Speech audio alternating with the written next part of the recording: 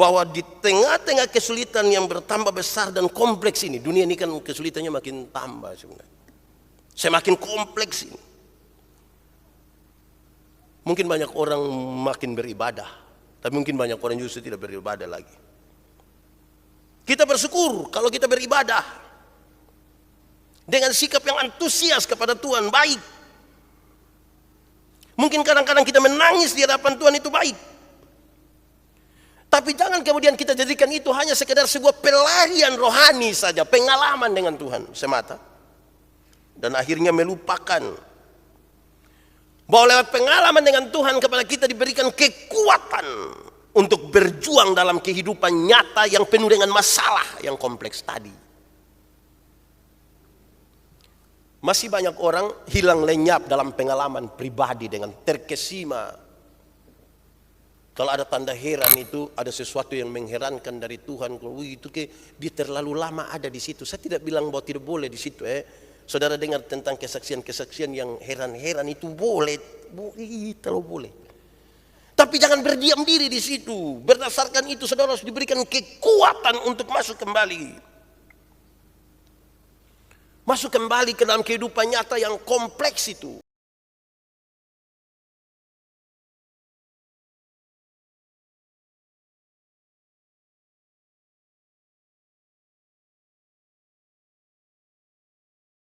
Bapak Ibu, saudara-saudara, kita siapkan hati kita untuk pemberitaan firman Tuhan. Karena itu mari kita berteduh diri di hadapan Tuhan Allah. Kita mau berdoa, memohon kuasa Tuhan untuk memampukan kita mengerti kebenaran firman Tuhan dan dimampukan untuk melakukan kehendak firman-Nya. Mari kita berdoa. Ya Tuhan Allah, terima kasih bahwa di saat kami merayakan kenaikan Tuhan Yesus ke sorga, kami diberi kesempatan lagi untuk belajar sesuatu dari firman Tuhan. Tolonglah kami Tuhan supaya oleh kekuatan Roh Kudus-Mu kami semua dimampukan mengerti dan dimampukan melakukan kehendak firman-Mu. Biarlah seluruh hidup kami hanya tertuju dan terarah kepada Tuhan. Terima kasih banyak Tuhan, kami mohon jauhkan semua penggoda pencobaan, baik di dalam kami, baik di sekitar kami. Supaya di dalam damai-Mu kami belajar firman Tuhan. Kami rindu pada firman-Mu. Di dalam nama Yesus, firman yang hidup itu kami berdoa. Amin. Bapak Ibu Saudara-saudara, tema kita hari ini yang ditetapkan oleh Majelis Sinode adalah menjadi saksi kemuliaannya. Menjadi saksi kemuliaan Tuhan. Pembacaannya terambil dari Kisah Para Rasul pasal 1 ayat 1 sampai ayat yang ke-11. Kisah Rasul pasal 1 ayat 1 sampai ayat yang ke-11. Saya jemput jemaat Tuhan berdiri. Roh Kudus dijanjikan. Hai Theophilus, dalam bukuku yang pertama aku menulis tentang segala sesuatu yang dikerjakan dan diajarkan Yesus. Sampai hari ini ia terangkat.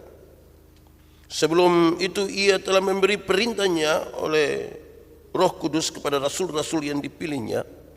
Kepada mereka ia menunjukkan dirinya setelah penderitaannya selesai. Dan dengan banyak tanda ia membuktikan bahwa ia hidup.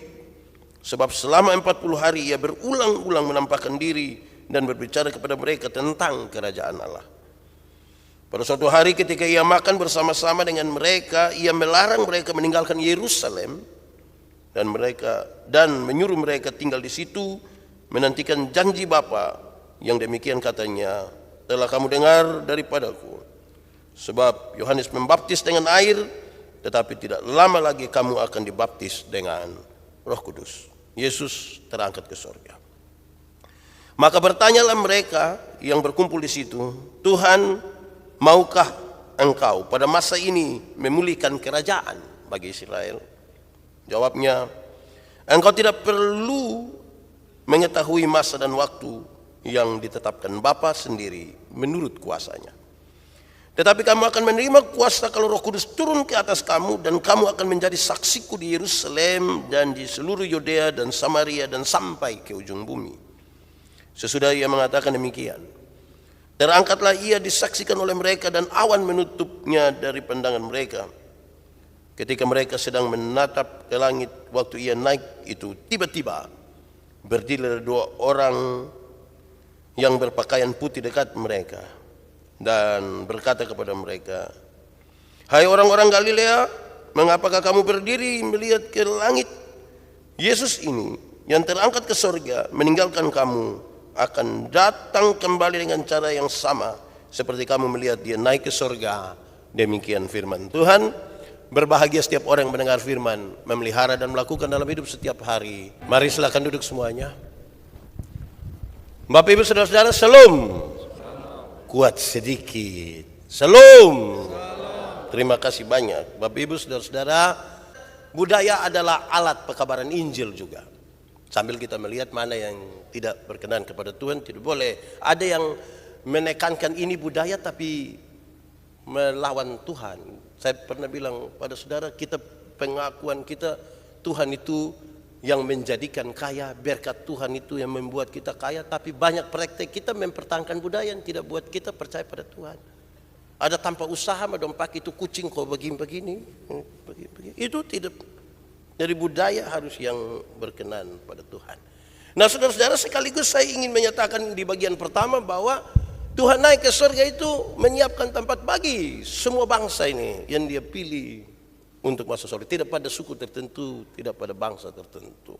Nah, memulai khotbah ini saya ingin mengatakan begini, Tuhan Yesus sudah sampai surga. Senang sudah toh? Karena Tuhan Yesus ada di surga. Dia kenal pendeta Yandi, dia kenal kita semua. Jadi mati masuk surga toh? Kan kita ada orang dalam di surga toh? Nah, kita pilih Yandi. Dia ada di surga. Sekarang kita meyakini lebih lagi. Dia menyediakan tempat bagi kita di surga. Amin kok? Jadi kita pergi. Nah, kenal-kenal sudah dengan Tuhan Yesus sekarang ini. Dia mati menebus kita sekalian toh. Kita selamat. Tapi mesti bangun hubungan yang dekat. Jangan hanya tahu tentang Tuhan. Berulang-ulang kali saya bilang kepada saudara, siapa Presiden Republik Indonesia? Saudara pasti bilang Jokowi. Tahu dari mana?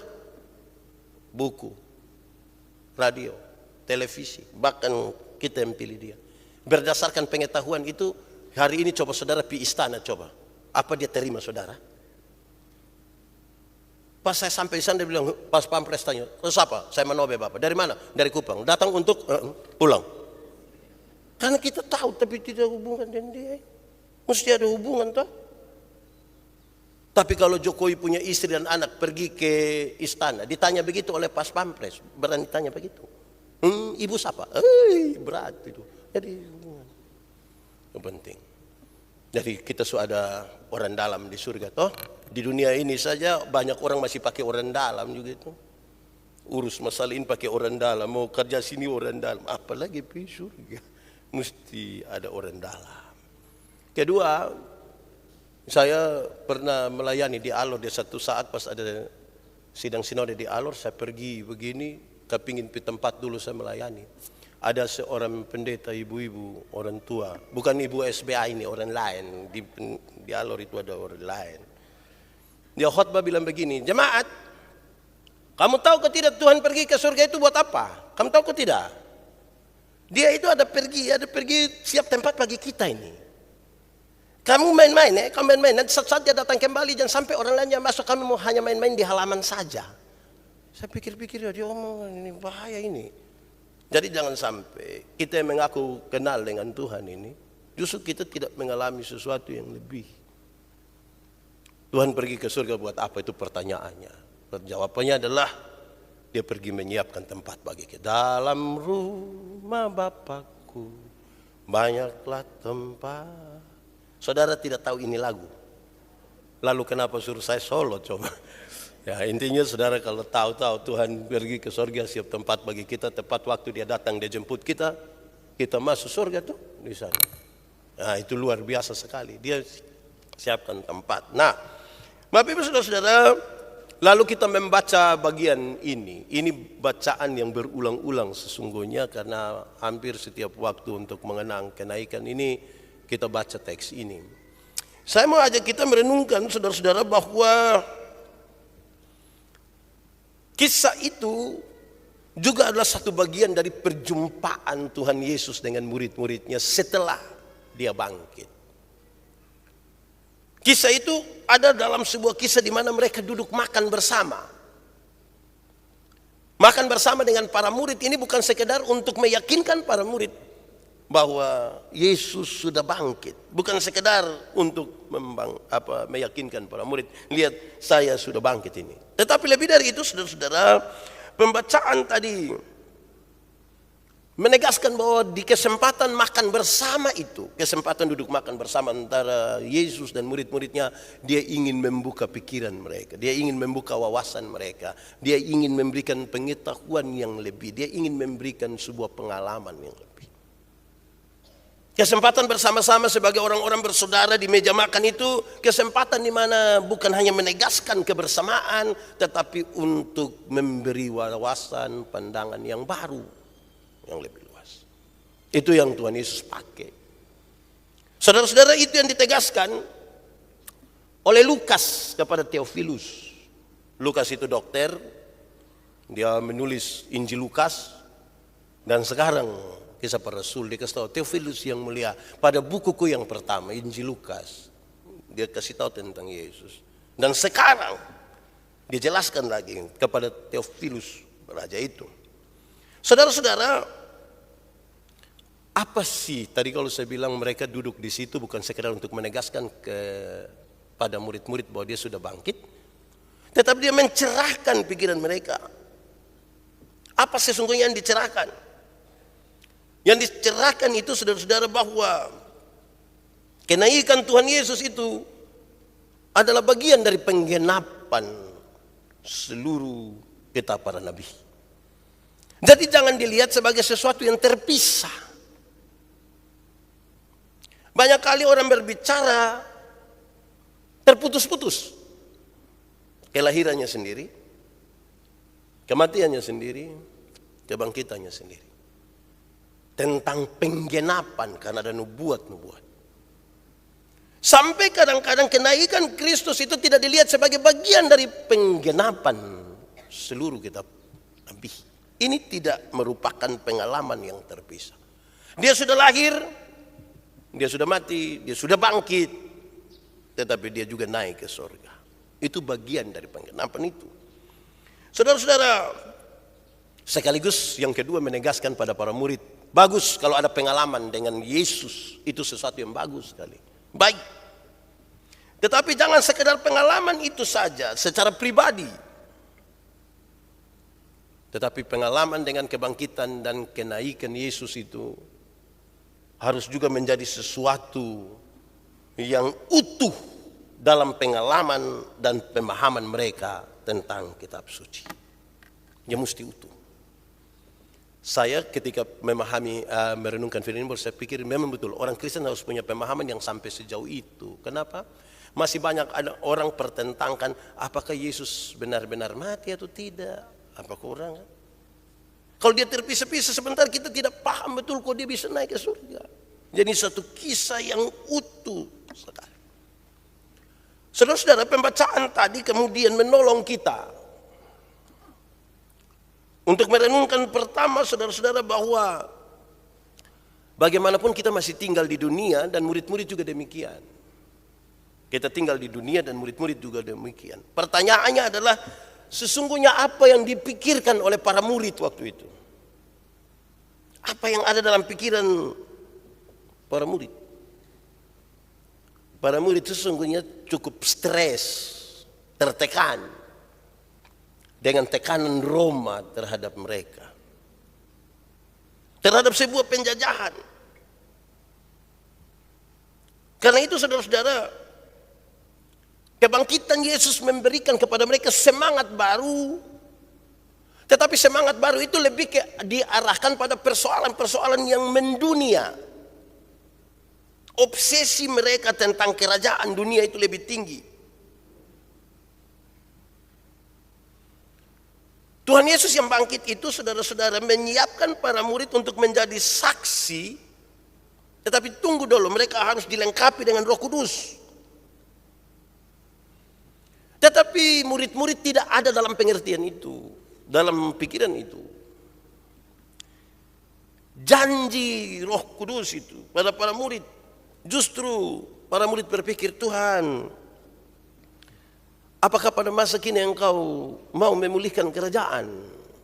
Apakah sekarang sudah ini? Karena Engkau sudah bangkit ini, kami sudah melihat harapan baru itu sangat berkaitan dengan pemulihan kerajaan Israel. Jadi ada duduk makan sama-sama, pikiran mereka masih ada di situ, dan sekarang Tuhan mau mencerahkan mereka lebih dari sekedar obsesi mereka terhadap kerajaan dunia kepada hal-hal yang bersifat sangat jasmania. Kebangkitan Kristus jangan dilihat begitu terbatas hanya pada soal-soal yang sangat sementara. Walaupun dia melingkupi itu juga, tapi jangan batasi hanya pada soal-soal yang dunia. Obsesi pemulihan kerajaan Israel fokus daripada para murid. Tetapi Tuhan Yesus ajak mereka untuk fokus kepada kerajaan Allah. Satu fokus pada kerajaan dunia, satu fokus pada kerajaan Allah. Bagaimana guru mau supaya mereka fokus pada kerajaan Allah, mereka fokus pada kerajaan dunia? Kan tidak baku dapat tuh. Harus lebih dari itu. Saudara-saudara, ada perbedaan persepsi sekarang. Dengan pertanyaan mereka, guru, apakah pada masa kini Engkau mau memulihkan kerajaan Israel? Di sini menunjukkan perbedaan persepsi itu. Pikiran-pikiran mereka yang berbeda dengan apa yang dimaksudkan oleh Tuhan. Walaupun saudara-saudara sekali lagi, kebangkitan Kristus sangat berkaitan juga dengan persoalan-persoalan jasmani. Tapi dia mesti lebih dari sekedar yang jasmani. Saudara-saudara, kerajaan Allah yang menjadi fokus daripada Tuhan itu harus kemudian menjadi bagian ketika orang mengalami kebangkitan Kristus. Saya mencatat di sini bahwa kerajaan Allah yang ada di tengah-tengah dunia ada tanda, harus ditandai dengan pertobatan manusia. Pengampunan dosa itu sudah terjadi dan manusia mesti bertobat. Tuhan mengampuni dosa kita toh. Lalu kalau Tuhan sudah mengampuni kita, tanda apa yang sekarang kita mau kasih? Kita masih tinggal di dunia, belum pergi ke surga yang Tuhan lagi siapkan tempat bagi kita. Harus ada tanda ini. Pengampunan dosa telah terjadi, dan karena itu pertobatan mesti terjadi. Saudara-saudara, kerajaan Allah itu adalah wujud dari pemerintahan Allah. Kalau Allah memerintah, kasih mesti ada, keberpihakan mesti ada, keadilan mesti ada. Tidak boleh ada kesewenang-wenangan, tidak boleh ada penindasan, tidak boleh ada kebodohan. Karena ada kaitan itu semua antara kehidupan di dunia ini dengan kehidupan di surga. Dan tanda-tanda itu harus ada.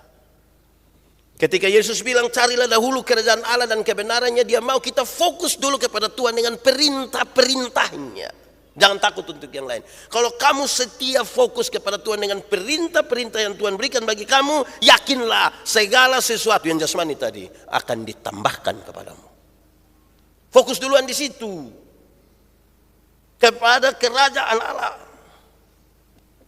Jangan kepada tadi obsesi di dunia. Tadi malam ibadah pasutri, temanya adalah suami istri yang dikehendaki Allah. Waktu kasih kesempatan bicara, teman-teman berbicara, salah satunya bilang begini, kadang-kadang obsesi kita untuk menyenangkan istri, keluarga, kebahagiaan itu berkaitan dengan fasilitas. Harus oto, ini gelang, ini cincin, ini giwang kok anteng-anteng. Giwang dan anteng-anteng beda kok sama. Kalau yang tegoin dia bernama apa? Yang kalau kita begini di tegoin itu dia bernama apa? Oh itu anteng-anteng. Oh giwang yang tertempel begini. Kadang-kadang kita tuh berpikir itu. Kebahagiaan ada di situ. Oh tidak, kebahagiaan tidak di situ. Ada orang yang pakai, ada yang pakai satu di sini, 14 di sini, 13. Tetap belum tentu bahagia juga. Hati bahagia itu di sini. Itu jadi saya kira betul kerjaan Allah itu ada di situ. Jangan kadang-kadang kita suami ini mau menyenangkan istri mama. Mama boleh pilih banyak, bapak pilih satu saja cukup. Oh dia bisa senang pilih-pilih semua. Bapak pilih apa? Bapak pilih yang di sebelah. Woi, Bang Tebin lu mati. Nah, saudara-saudara, jadi bukan itu. Itu penting ya, bukan tidak penting. Jangan sampai nanti Dia bilang, oh jadi kalau begitu tidak boleh kok? Tidak. Boleh beli oto, boleh beli motor, boleh bikin rumah, boleh jalan-jalan di Surabaya, Jakarta, Singapura, ini Fatu Kopa, Niki, boleh itu semua boleh. Tapi mari kita taruh semua, begitu. Jangan sampai suami pulang dari sini, ibu bilang, papa kita jalan-jalan sedikit dulu. Pidi mana? Jangan. Kita fokus kepada Tuhan. Lama-lama istri bilang, papa pulang pi Tuhan, sudah papa pulang. Tetapi itu semua penting, tapi mari kita bangun kehidupan kita yang dua-dua tadi itu, saudara. Supaya kita paham bahwa hakikat dan janji Tuhan Yesus tentang kerajaan Allah bukan saja sebuah hakikat tentang kehidupan setelah kematian. Bukan saja memang betul ada kehidupan setelah kematian. Tapi juga kita ada hidup di dunia saat ini. Dunia saat ini kan kita belum pergi ke tempat yang Tuhan siapkan bagi kita. Kita masih ada di dunia. Banyak orang tinggal di dunia, dia bikin dia ada di surga mangkali. Tanda-tanda kerajaan itu mesti ada di sini. Ini kesempatan Tuhan ajar ini murid-murid dan semua. Kamu mesti berjuang bagi bangsa, bagi diri, bagi semua. Saudara-saudara, lalu setelah berkata-kata demikian, dia bilang nanti kamu dilengkapi, nanti Roh Kudus akan turun atasmu. Kamu jangan jalan sendiri kalau tanpa Roh Kudus. Roh Kudus itu memberikan pengertian-pengertian. Kalau kita baca Yohanes pasal 14, dikasih tahu terus tentang Roh Kudus akan mengajarkan ini. 14, 15, 16. Baca sudah, oh Roh Kudus, kamu jangan jalan sendiri tanpa Roh Kudus. Jangan. Nanti ketika kamu menerima Roh Kudus, kamu dapat kuasa, pergilah Yerusalem, Yudea, Samaria, dan terus sampai ke ujung-ujung bumi. Tunggu sedikit di situ, kamu dapat. Lalu saudara-saudara, setelah mengatakan hal-hal demikian, terangkatlah dia ke surga. Terangkat dia ke surga. Disaksikan oleh para murid. Dan itu luar biasa. Saya catat di sini. Murid-murid terkesima dengan hal itu. Mereka terkesima. Wih, ada orang tiba-tiba tak angkat di kita pemuka. Kan pasti heran tuh. Antara dua, kalau bukan heran lari. Apalagi kalau dia tak angkat malam-malam.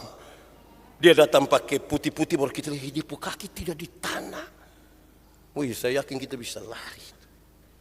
Mereka terkesima. Awan menutupinya. Mereka terkesima, mereka heran, mereka kagum, dan mereka hanya menatap ke langit. Tampillah malaikat-malaikat itu dan bilang, kenapa kamu terkesima? Terkesima boleh kok tidak? Boleh. Heran boleh kok tidak? Boleh. Kagum boleh kok tidak? Boleh, tapi dia hanya boleh sesaat. Jangan selamanya hanya terkesima. Dia mesti hanya sesaat. Kagum, heran, sesaat. Tanganga, boleh, sesaat. Sesaat. Saya ingatkan kembali kita, tanganga ialah kombinasi, gabungan antara heran dan buta kenop. Boleh, sesaat. Sesaat. Mereka terkesima. Kenapa dia hanya boleh sesaat? Tidak boleh lama-lama. Karena sikap yang tadi heran itu, yang terkesima itu, yang kagum itu, membuat mereka melupakan tugas untuk kembali ke Yerusalem. Ini dong kan masih ada di dunia, tuh belum pergi ke surga. Kenapa kamu terkesima? Pulang ke Yerusalem. Pulang ke dalam kehidupan yang nyata. Pulang sudah, usaha lagi kembali sudah. Kamu telah melihat ini, pulang kembali usaha sudah. Pulang kembali ke toko, ke sekolah, ke kampus. Bikin sudah kue pisang, mie, bakso. Hidup kembali di situ. Saudara-saudara itu penting. Karena heran, apa tuh jangan membuat kita lupa tanggung jawab tiap-tiap hari. Saudara ini kan ada ame waktu sedikit nonton toh. Nonton. Bush. Saudara biasa nonton, saya juga biasa nonton. Indosiar. Suara hati istri. Itu baru mulai dia film, saya sudah tahu dia pun cerita akhir. Tapi saya tetap terkesima sesaat. Jangan lupa masih ada pekerjaan. Saudara-saudara, bahwa di tengah-tengah kesulitan yang bertambah besar dan kompleks ini, dunia ini kan kesulitannya makin tambah sebenarnya, semakin kompleks ini. Mungkin banyak orang makin beribadah, tapi mungkin banyak orang justru tidak beribadah lagi. Kita bersyukur kalau kita beribadah dengan sikap yang antusias kepada Tuhan, baik. Mungkin kadang-kadang kita menangis di hadapan Tuhan, itu baik. Tapi jangan kemudian kita jadikan itu hanya sekedar sebuah pelarian rohani saja, pengalaman dengan Tuhan semata. Dan akhirnya melupakan bahwa lewat pengalaman dengan Tuhan kepada kita diberikan kekuatan untuk berjuang dalam kehidupan nyata yang penuh dengan masalah yang kompleks tadi. Masih banyak orang hilang lenyap dalam pengalaman pribadi dengan terkesima. Kalau ada tanda heran itu ada sesuatu yang mengherankan dari Tuhan. Itu dia terlalu lama ada di situ. Saya tidak bilang bahwa tidak boleh di situ. Saudara dengar tentang kesaksian-kesaksian yang heran-heran itu boleh, terlalu boleh. Tapi jangan berdiam diri di situ. Berdasarkan itu saudara harus diberikan kekuatan untuk masuk kembali. Masuk kembali ke dalam kehidupan nyata yang kompleks itu. Mulai dari keluarga. Mulai dari keluarga toh. Saudara bayangkan kita dalam keluarga ini kan macam-macam dalam hidup ini. Pengalaman-pengalaman dengan Tuhan itu kemudian kita bawa sudah dalam keluarga. Yang waktu kita bangun pagi, waktu itu istri ada enak-enak dia bilang, "Papa sayang, aduh mama punya suami terbaik seluruh Indonesia dan sekitarnya." Itu waktu dia ada baik. Terus tiba-tiba besok dia bangun itu entah karena efek vaksin dan apa begitu, tiba-tiba dia aneh sendiri. Kita bilang, "Mama kenapa pagi ini tidak bilang papa sayang?" Papa sayang apa ini?" Kita berhadapan lagi dengan itu. Belum lagi ketemu orang di toko. Ada orang ini yang di toko hanya untuk cek saja. Coba angkat itu, coba itu. Kalau yang itu, terus yang itu, terus dia tidak beli apa-apa.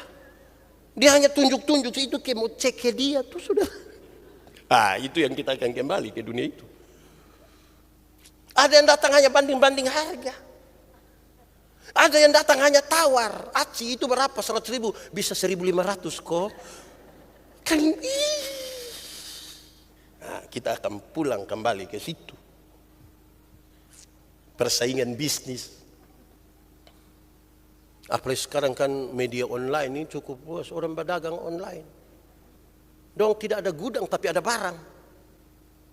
Wah kita juga repot. Kita akan pulang dalam situasi yang seperti itu.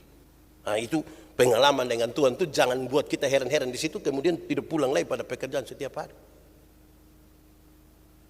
Saudara bayangkan kalau pengalaman mujizat itu toh Yesus terangkat ke surga. Terus saudara berharap kapan kira-kira kalau Yesus saja bisa terangkat ke surga, kapan Tuhan bikin itu Alphard terangkat dari orang perumah pindah ke pendeta perumah. Itu memang sudah repot itu. Kira-kira begitu. Saudara, tapi teks itu kemudian juga menegaskan dengan baik, ingat Tuhan Yesus akan datang kembali. Tuhan Yesus akan datang kembali. Dia tidak pergi terus, dia nanti pulang datang. Pembacaan dalam 2 perikop ini saudara-saudara membawa kita semua untuk kedatangan Kristus. Direnungkanlah. Satu, spekulasi tentang kedatangan Yesus. Ada spekulasi tentang kedatangan Yesus. Ada orang bilang nanti tahun berapa Tuhan sudah datang. Itu spekulatif sekali. Tidak perlu. Kamu tidak perlu mengetahui masa dan waktu yang Tuhan tetapkan sendiri menurut kehendaknya. Tidak perlu. Tidak perlu. Supaya kita jangan spekulatif. Kita dalam kehidupan yang nyata. Di dalam kerajaan dunia. Penuh dengan tanda-tanda kerajaan surga. Mesti hidup di dalam itu. Jangan hanya membangun imajinasi yang kira-kira pikir, Ada orang datang kasih saya bilang, Pak, nanti tahun 2028 dunia kiamat, Tuhan sudah datang. Awi, mau tulis tambah Alkitab lain. Tidak perlu. Jadi saudara dengar dari manapun, apalagi kalau baca di media sosial, jangan bagikan terus bagikan, itu tidak perlu. Tuhan mau datang kapan kok itu dia pun mau. Bukan netizen pun mau. Kedua, Tuhan mempunyai rencana bagi manusia di dunia. Tuhan mempunyai rencana bagi manusia di dunia. Kita percaya, orang-orang yang percaya pada Tuhan itu meyakini bahwa sejarah bukanlah kumpulan peristiwa-peristiwa sembarangan yang terjadi di dunia. Orang percaya meyakini bahwa ada rencana Allah dalam perjalanan sejarah. Jadi kalau dia masih izinkan kita hidup di dunia, jangan tanya-tanya dia semua datang kok belum. Tapi buatlah seolah-olah besok dia datang. Tak lama Tuhan datanglah. Saudara juga masih tidak tahu ini lagu. Nah, kita langsung di ref sambil tepuk tangan. 3, 4. Hendaklah engkau jaga-jaga, sedia lampu dengan minyaknya, karena dengan sekejap kedengaranlah gegap, mempelai laki-laki datang. Tidak usah berspekulasi kapan Tuhan datang. Tapi buatlah seolah-olah dia segera datang sekarang. Supaya hidup dalam berjaga-jaga.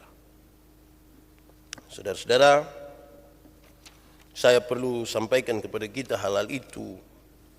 Karena kita tahu sejarah yang panjang ini Tuhan bekerja. Kadang-kadang orang bisa merencanakan untuk kita jatuh begini. Tapi Tuhan belokkan untuk kita begini. Kadang-kadang oleh kesalahan sendiri kita jatuh. Tapi Tuhan angkat kita kembali. Kadang-kadang kita terlalu tinggi di atas sana. Tuhan izinkan kita jatuh sampai di dasar sana. Ada Tuhan yang turut di dalam situ melihat. Karena dia punya, masa dia ciptakan kita tanpa rencana?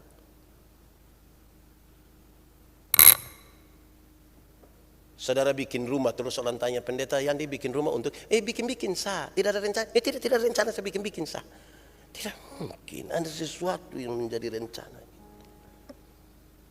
Saudara datang ke gereja, iya datang bikin beta datang sah.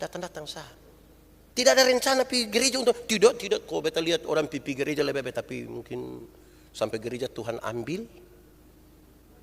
Nah, hidup ini kita buat apa-apa itu ada rencana, apalagi Tuhan menciptakan kita tanpa rencana bagaimana tidak. Dia ada rencana bagi kita. Nah, itu baru penjelasan teks. Nah, sekarang baru tema. Ini baru tema. Saudara kira khotbah cepat? Lama saudara. Pasti Tuhan ada rencana kenapa pendeta yang di khotbah lama. Ya saudara duduk diam dengar saja, dengar. Boleh mengantuk sedikit tidak apa-apa. Tapi mesti dengar ini khotbah. Saudara, pesan teks sesuai dengan tema kita. Tema kita adalah menjadi saksi kemuliaannya. Menjadi saksi kemuliaannya. Murid-murid itu saksi mata.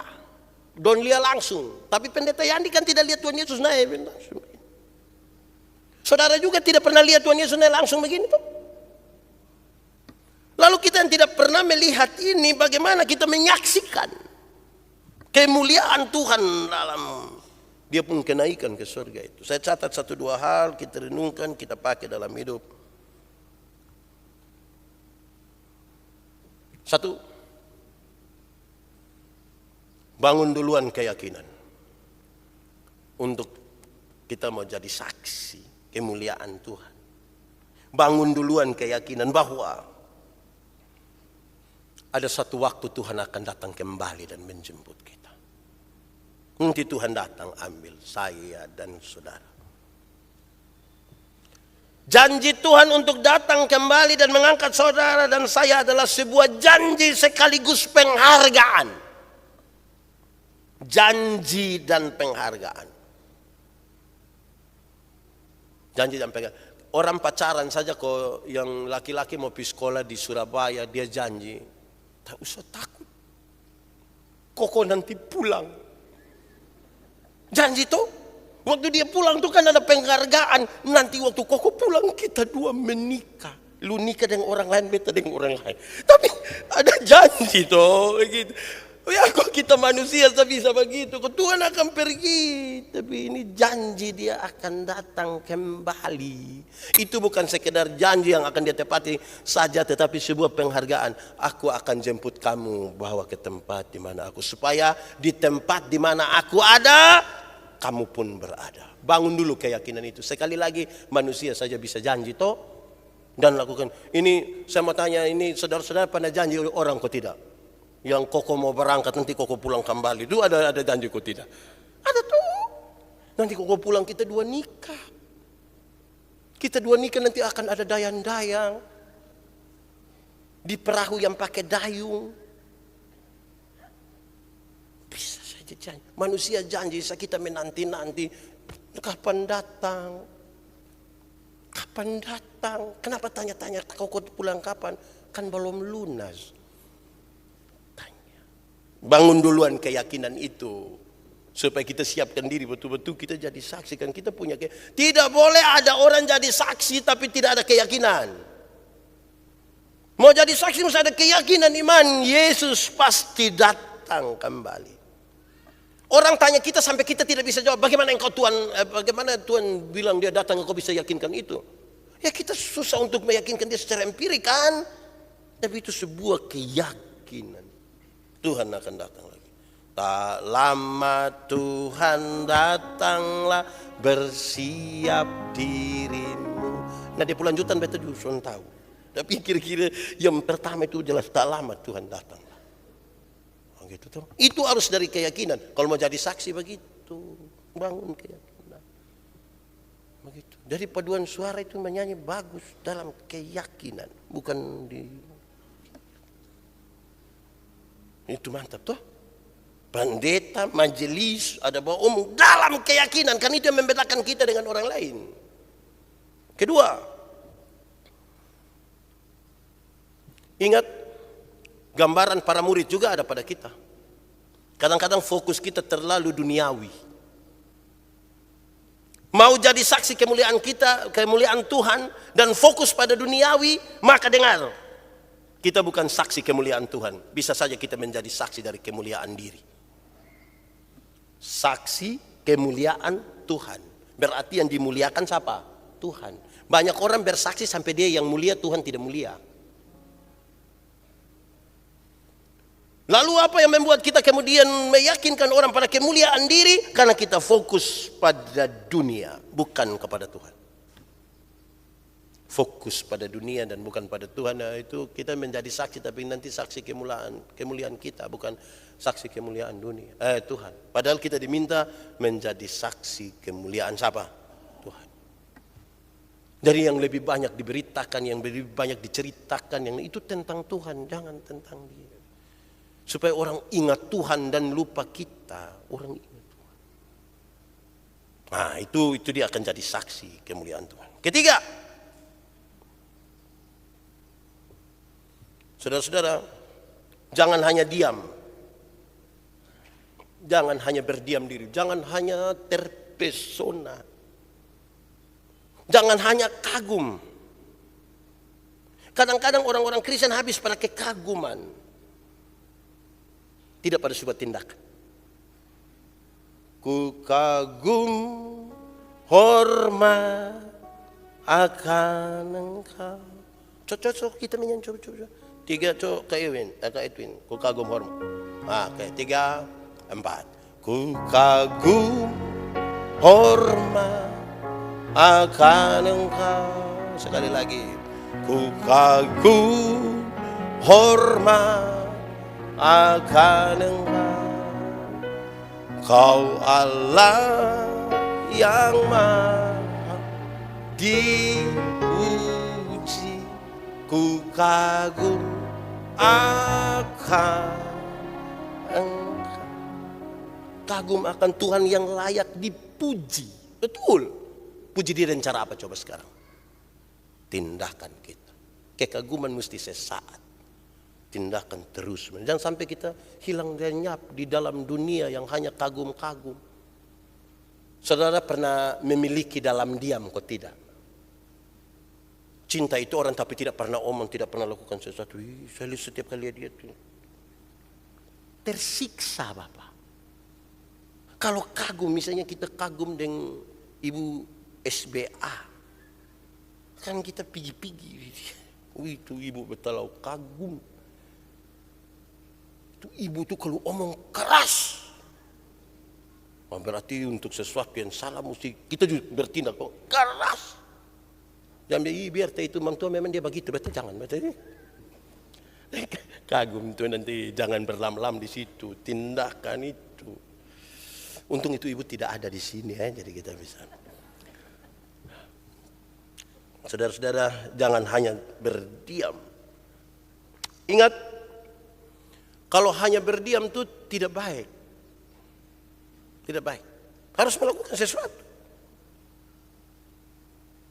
Tadi malam dengan Pak Sutri saya bilang begini, saudara, ada satu hal yang bikin jengkel dalam rumah tangga itu adalah soal diam. Dia ada marah tapi dia tidak omong, dia hanya makan kok.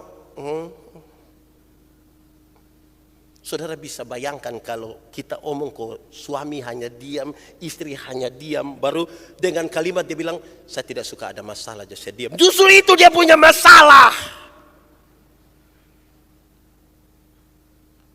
Bayangkan kalau suami istri diam 6 hari. Istri boleh datang bilang, Papa. Saudara pernah SD dulu kok tidak yang main lampu merah, main top itu. Waktu dia bilang, lampu merah ya.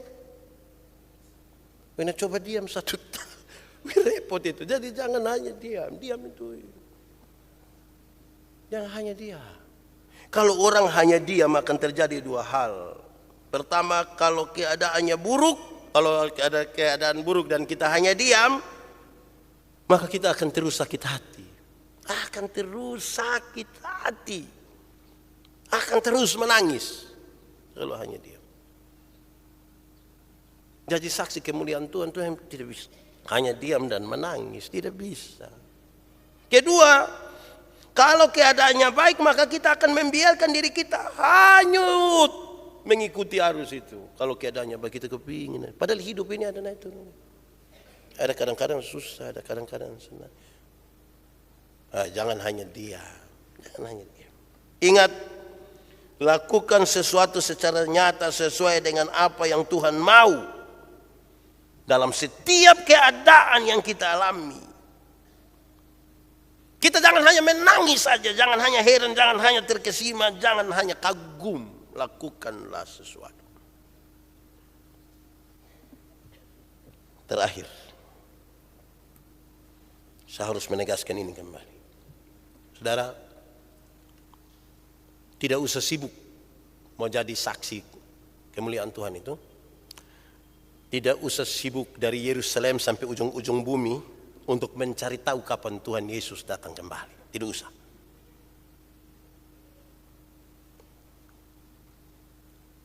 Beberapa orang terlalu sibuk dengan hal-hal itu. Saudara, hiduplah sebagai orang percaya. Lakukanlah sesuatu. Bertekunlah dalam doa. Dan tinggallah di dalam kebenaran. Saya pernah bilang pada saudara, kalau ada orang bantu kita di rumah, yang pembantu baik dan tidak baik itu bisa dibedakan pada waktu dia pun tuan nyonya dan berangkat. Tuan dan nyonya rumah jalan, yang anak baik itu dia kerja, yang perlu dia kerjakan semua. Habis itu dia bikin kopi, duduk babai di muka, dia santai. Tiba-tiba oto di depan pintu, pipip, oh bos don sudah datang. Wah, dia santai-santai tuh, tidak berlari-berlari. Yang tidak baik itu yang bos don baru keluar tiba-tiba ini Aci don pulang kapan? Terus Aci beta son pulang, itu lupa rumah jabat son pulang. Dia suka cek-cek ini orang, kenapa? Karena kan dia cek itu untuk dia mau cari, dia bisa buat apa? Karena dia terkoneksi juga dengan Om. Jadi dia tanya, Aci bilang jam 9, woi bos don jam 9 ya lu apa? Itu Om pas datang oto di muka. Saudara bisa bayangkan dia punya batas, lu masuk di dalam kompor, masuk di dalam. Karena dia itu coy, memang yang paling bagus itu lakukan saja dalam kebenaran. Kok aman sudah ini hidup. Jadi Tuhan mau datang, ini Tuhan nyonya rumah mau datang kemarin sudah lewat tuh. Dia mau datang 1 menit, 1 minggu lagi, kan sudah dia datang saja. Kok yang penting kita ada kerjakan kita punya tuh. Biasa yang tidak kerja itu yang dia mati, sudah bab tua sudah mati kita nih. Belum kasih makan babi lah bab tua sudah datang. Saudara-saudara lakukan sudah yang perlu kita kerjakan ini, kerjakan sudah. Kan mau jadi saksi itu begitu toh. Nanti pulang baru Aci tanya bilang, kan mana ada sayur di sini? Tadi kan beta lupa kasih setengah uang ya. Tenang Aci. Oh, tadi ada utang soalnya, be ame sendiri di belakang. Maksudnya lakukanlah yang perlu kita lakukan sudah. Suami istri bersayang sudah, jangan tunggu suami mati bersengaja menangis. Beta belum sempat. Nah yang tiap hari sama-sama kenapa belum sempat? Sumati bersengaja menangis pencitraan. Yang ada hidup sama-sama bikin baik-baik sudah. Bikin enak-enak sudah, senyum-senyum, rajin-rajin datang gereja sudah. Bukan semua mati, baik juga kalau semua mati masih datang gereja. Maksudnya jangan tidak pernah gereja baru terakhir paksa harus jemput. Po mesti pi. Yang sekarang ini po datang sudah. Kung datang sudah. Yang sekarang ini. Saudara, jangan obsesi kita juga terlalu jauh. Tuhan datang kembali dalam kemuliaan, ada awan, ada itu dan kita datang. Dan siapa tahu besok dia datang jemput kita satu-satu. Marilah kita lakukan dengan baik. Woi aman sudah. Saya lihat saudara-saudara ini kan bagus-bagus semua begini, pakai pakaian adat. Woi, tambah dengan sikap-sikap iman yang bagus lagi, diberkati tuh. Kita jadi saksi kemuliaan Tuhan. Orang bilang ada kemuliaan Tuhan di situ. Saudara ingat kalau saudara melakukan sesuatu yang baik dan orang mencela saudara, tidak usah takut. Karena bukan kemuliaan yang saudara cari. Saudara makin dihina pun, kok memang bukan saudara yang mulia kok. Yang mulia kan Tuhan. Kalau saudara dihina, ditolak, tidak apa-apa. Karena Tuhan Yesus yang Tuhan saja ditolak. Bahkan dibunuh mati. Alai pendeta yang hanya kepala botak begitu mau diterima semua orang, tidak mungkin. Tidak mungkin. Ini kalau saudara dicela oleh karena namaku, tidak apa-apa lah. Tidak apa-apa. Yang penting yang kita lakukan benar. Ya, itu saja. Mari kita tunduk kepala di hadapan Tuhan. Kalau kamu dengar suaranya, jangan keraskan hatimu. Minta Roh Kudus lembutkan setiap hati yang keras dan biarkanlah kita menikmati sesuatu bersama-sama dengan Tuhan hari ini. Kalau ada yang mau ambil komitmen, ambil saja komitmen bersama Tuhan. Itu soal pribadi kita dengan Tuhan, tapi kita rindu menjadi saksi kemuliaan Tuhan.